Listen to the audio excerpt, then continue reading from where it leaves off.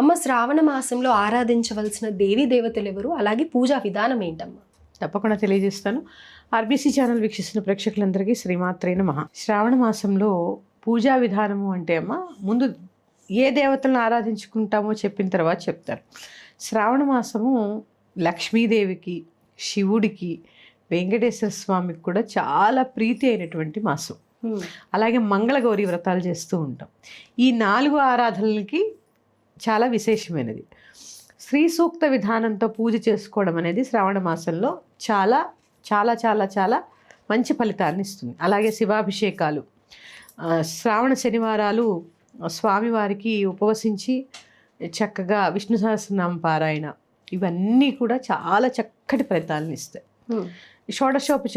షోడశోపచారాలు ఉంటాయి కదా, ఇవన్నీ కూడా శ్రీ సూక్త విధానంతో చేసుకుంటే చక్కటి ఫలితం ఉంటుంది. అంటే ఎలాగ శ్రీ సూక్త విధానంతో అంటే మనకి శ్రీ సూక్తంలో 15 రుక్కులు ఉంటాయమ్మా.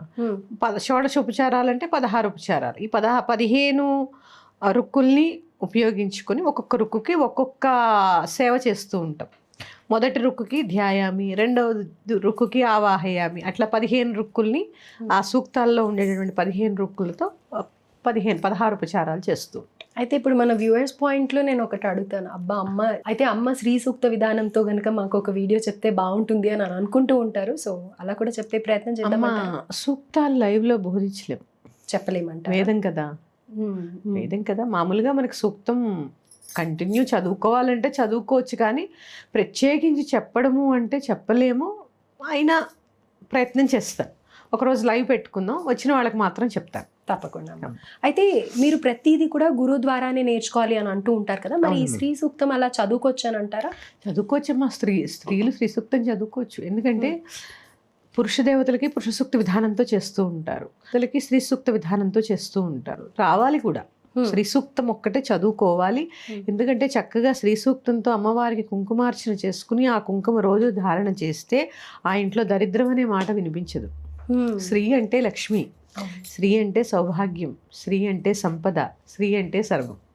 అయితే అమ్మ, శ్రీ సూక్తం ఒకటి ముఖ్యంగా చెప్పారు మీరు, కానీ లక్ష్మీ సహస్రనామం అని, లేకపోతే కనుక అష్టోత్తరం అని, ఇలా చాలా ఉన్నాయి కదమ్మా.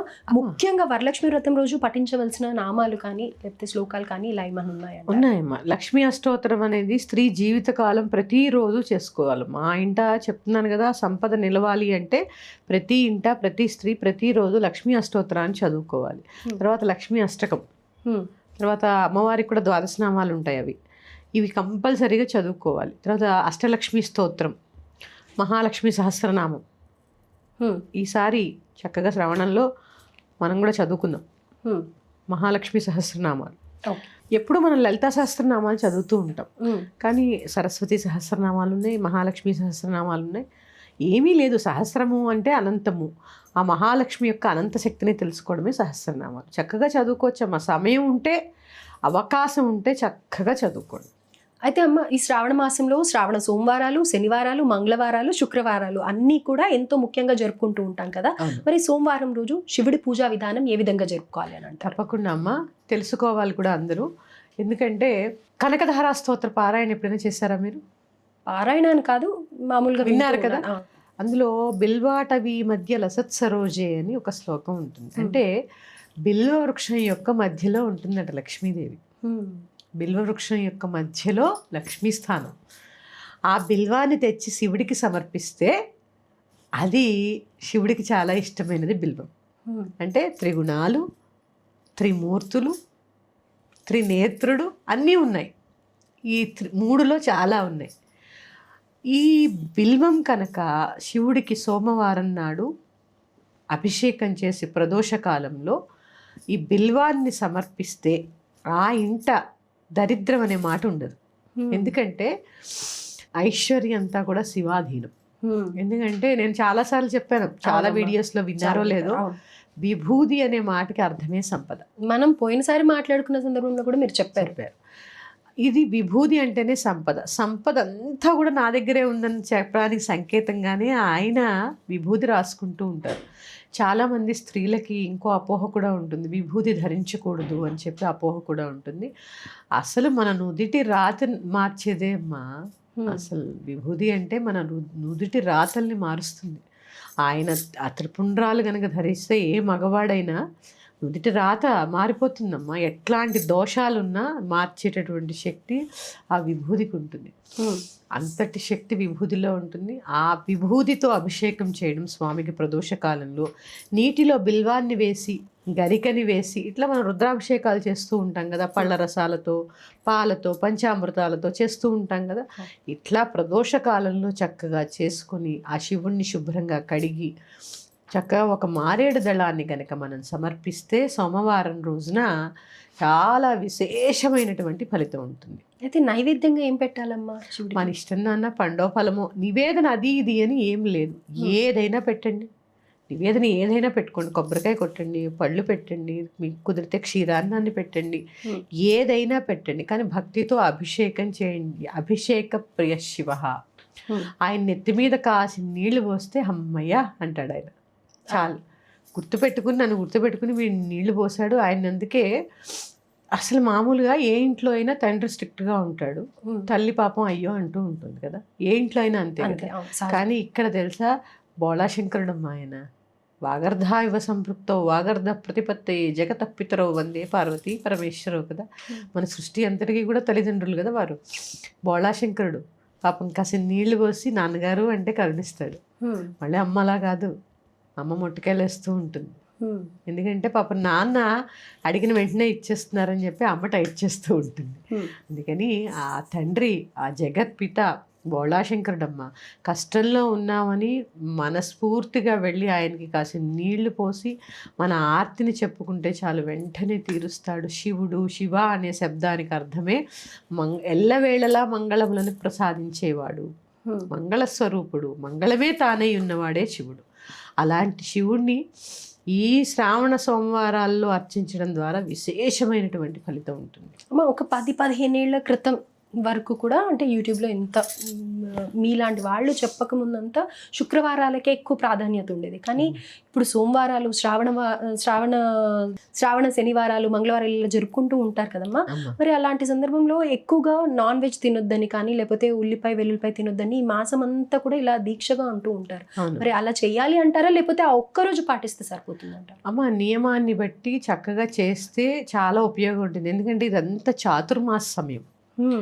ఆషాఢ మాసం పౌర్ణమి నుంచి కార్తీక మాస పౌర్ణమి వరకు చాతుర్మాస సమయం కాబట్టి నియమనిష్టలుగా దీక్షగా చేస్తే చాలా చక్కటి ఫలితాలు ఉంటాయి. ఎందుకు అంటే అమ్మ, ఎన్నో కర్మలతో పుడుతూ ఉంటాం మనం. ఆ కర్మ కరగాలి అంటే ఎంతో కొంత కష్టపడాలి. చాలామంది ఇప్పుడు ఏమంటున్నారంటే, ఈ మంత్రాలకి ఏం రావు, ఇవి రావు. మంత్రశక్తి లేకపోతేనే మంత్రశక్తి మీదే మన భారతదేశం ఉంది. ఇది అందరూ గ్రహించాలి. మంత్రం లేదు అనే మాట అవాస్తవం. కానీ ఆ మంత్రాన్ని ఎంత శ్రద్ధగా, ఎంత నియమనిష్టలతో, ఎంత అనుష్ఠానంతో చేస్తే నీకు అంత శక్తి లభిస్తుంది. ఆ అనుష్ఠానంతో చేసే వాళ్ళ సంఖ్య తగ్గిపోతుందన్నమాట వాస్తవం. కానీ మంత్రశక్తి లేదనే మాట వాస్తవం కాదు. ఆ మంత్రశక్తి ఉంది కాబట్టే చతురామ్నాయ పీఠాల ఆ మంత్రశక్తి వల్లే మన భారతదేశానికి రక్షణ రేఖగా ఉన్నాయి. మంత్రశక్తే కాపాడుతుందమ్మా. అందుకని మంత్రం లేదనే మాట వాస్తవం కాదు. ఆ మంత్రశక్తి అంతా కూడా శివశక్తిలోనే దాగి ఉంటుంది. ఎందుకంటే ప్రణవంలోనే ఉంటాడు ఆయన. అందుకని చక్కగా అభిషేకం చేసుకుని, ఇంకా మనకి తక్కువ కానీ మీరు అడిగారు ఇట్లా నాలాంటి వాళ్ళు చెప్పడం బట్టే ఎక్కువైందని. మామూలుగా అమ్మ మనకి తక్కువ కానీ నార్త్ సైడ్ అంతా కూడా ఈ శివుడు శ్రావణ మాసంలోనే ఆలాహలాన్ని స్వీకరించాడని చెప్పి వాళ్ళు నమ్ముతూ ఉంటారు. వాళ్ళు ప్రత్యేకించి శ్రావణంలో శివారాధన చాలా చేస్తారు, శివాభిషేకం చాలా ఎక్కువ చేస్తారు. కార్తీక మాసంలో మనం చేసుకుంటే శ్రావణ మాసం అంతా వాళ్ళు చేస్తారు. వాళ్ళకి ఏంటంటే హరుడు ఆలాహలం మింగినటువంటి సమయం అని చెప్పి వాళ్ళు నమ్ముతారనమాట. అందుకే శివారాధన అంటే ఎవరైనా చేయవచ్చు. ప్రత్యేకించి శ్రావణ మాసంలో శివారాధన అనేది చాలా విశేషమైన ఫలితాన్ని ఇస్తూ ఉంటుంది. అలాగే ఇంకొకటి ఏంటంటే అమ్మ, ఆర్థిక ఇబ్బందులు ఉన్న వాళ్ళకి లక్ష్మీ అనుగ్రహం కావాలి, శివానుగ్రహం కూడా కావాలి. దానికి సంకేతంగా కూడా ఈ శ్రావణ మాసంలో శివారాధన చేస్తూ ఉంటారు. మీరు ఎన్నోసార్లు చెప్తూ ఉంటారు, అటు అమ్మవారిని సేవించినా అటు అయ్యవారిని సేవించినా కానీ ఇద్దరు ఒకరి మీద ఒకరు ప్రేమ భావంతో ఉంటారు కాబట్టి ఇద్దరు ప్రసన్నులు అవుతూ ఉంటారు అని చెప్తారు. కాబట్టి ఇది ఒక అద్భుతమైన మాసంగా భావించవచ్చు ఇద్దరిని ఒకటేసారి ఆరాధించడానికి. ఆవిడ సోముడి యొక్క చెల్లెలు. మరి అన్నగారు వరవి ఆయన దగ్గరే ఉంది, చెల్లెలు మనకు అనుగ్రహించి ఇవ్వాలి. ఇక్కడ ఇందులో ఇంకొక ఇటుకుంది తెలుసా అమ్మ, ఈ శ్రావణ మాసంలో మనం అర్చిస్తున్న దేవతలు మహాలక్ష్మి, శివుడు, విష్ణుమూర్తి. ఐశ్వర్యం అంతా ఆయన దగ్గర ఉంది. ఆయన ఏం చేస్తారు, చెల్లెలకి ఇచ్చాడు ఇమ్మని, సరే ఆవిడ మనకి ఇస్తూ ఉంటుంది. ఈవిడకి ఒకరోజు అడిగిందట విష్ణుమూర్తిని, స్వామి పాపం నా బిడ్డలందరూ ఇబ్బంది పడుతున్నారు, అందరికీ ధనాన్ని ఇస్తాను నేనని అడిగిందట. అంటే విష్ణుమూర్తి అన్నాడట, సరే బాధ పెట్టకూడదు ఆవిడని, సరే నీకు ఏది చేయాలని ఉంటే అది చెయ్యి, కానీ వాళ్ళ యోగ్యతను బట్టి వాళ్ళ దగ్గర ఎంత ఉంచాలో ఎంత తీసుకురావాలో ఆ బాధ్యత నాది అని చెప్పాడట. అందుకే ఆ లక్ష్మి ఎంత ఇచ్చినా అది నిలబడాలంటే విష్ణు అనుగ్రహం కావాలి. అందుకే ఆవిడ ఏం చెప్పింది, ఏ ఇంట నేను ఉంటాను అంటే నా భర్తని ఎవరైతే బాగా ఎక్కువ పూజిస్తూ ఉంటారో ఆ ఇంట నేను ఉంటానని చెప్పింది కదా తల్లి. అందుకని ఈ ముగ్గురి ఆరాధన ఈ శ్రావణ మాసంలో చాలా విశేషమైనది, చాలా విశేషమైనది. అలాగే సో శ్రావణ సోమవారాలు చేసుకోవడం వల్ల ఆర్థిక ఇబ్బందులు ముఖ్యంగా తొలగిపోతాయి అని అంటారు. అయితే అద్భుతమైన కాలాన్ని ఉపయోగించుకోవడానికి నిజంగా ఎన్నో సులువైన మార్గాలు చెప్పారమ్మా. ధన్యవాదాలు. అది ఎందుకో కూడా మళ్ళీ ఎపిసోడ్స్లో తెలుసుకుందాము. శ్రీమాత్రే నమః.